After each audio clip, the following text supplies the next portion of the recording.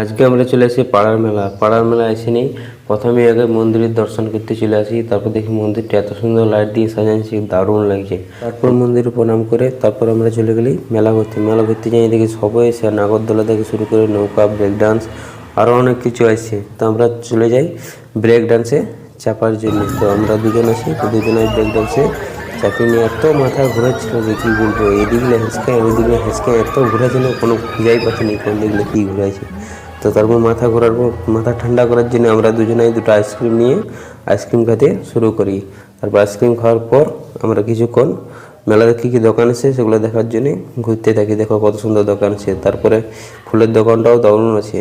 তারপর আমরা আস্তে আস্তে ঘর চলে আসি গাড়িতে নিয়ে।